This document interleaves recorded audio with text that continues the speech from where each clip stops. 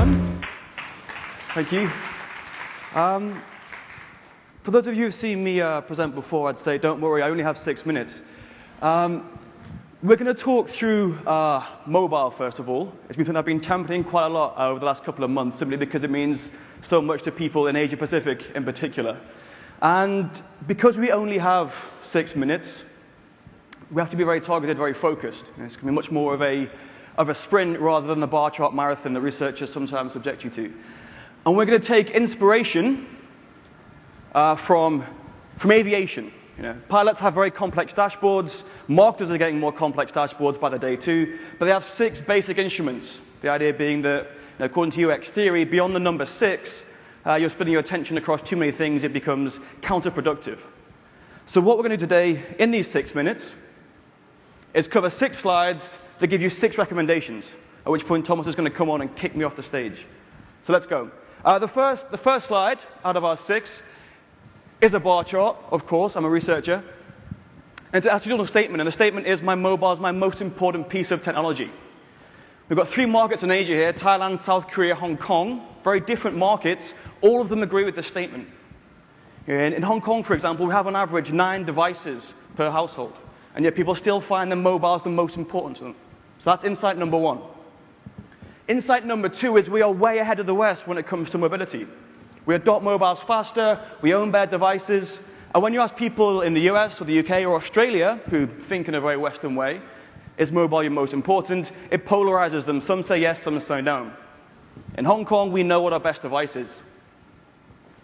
And because there are 2 things that can limit things like mobile adoption or digital adoption, and therefore the opportunity for marketers, and those 2 things are either attitudes or access. And because in Asia our attitudes are so very heavily in favor of mobile, the only thing that holds us back is access to mobile. And so we can chart a course across APAC based on where you are, based on the amount of access you have to different mobile platforms. So let's start with emerging markets. Think about India, Indonesia. They're pretty much here. They have no other devices. Mobile is hugely important to them. You know, in towns, villages in India, you can sideload music onto your phone. It's your only access to personal music. Means a lot. Next step up, big trend we see in places like China. We also see it in the Philippines as well.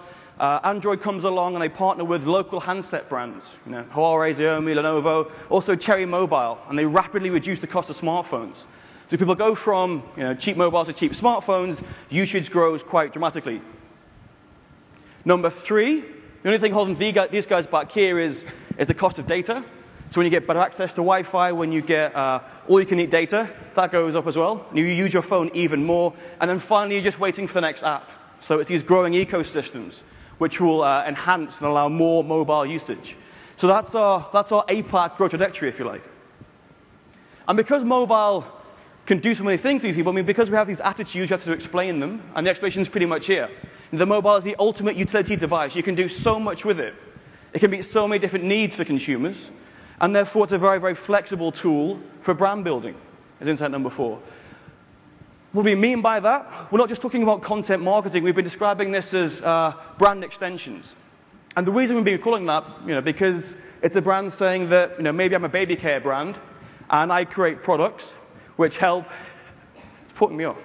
And I create products which help parents take care of their newborn children.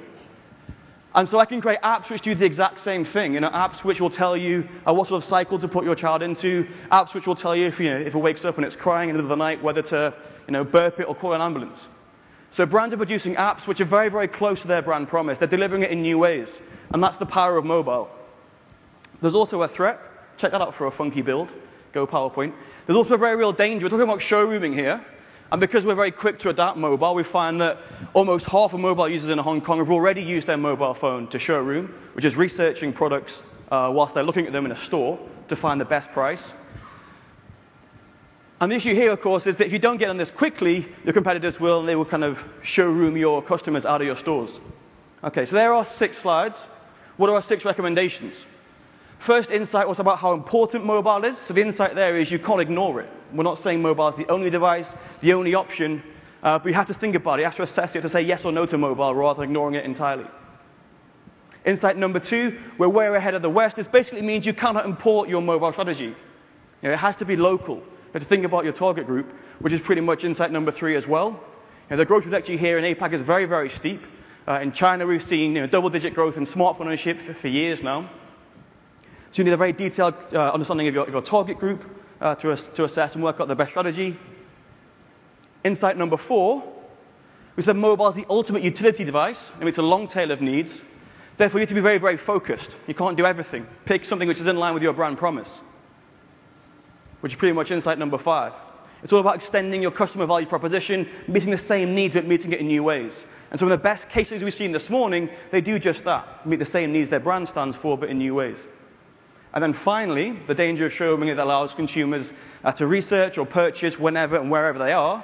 The insight there, of course, is that if you don't act now, while it's an opportunity, it may at some point become a threat, as our dear leader, Sir Martin Sorrell says. Okay, that's my first 6 minutes. I hope you enjoyed it. See you again soon. Thank you.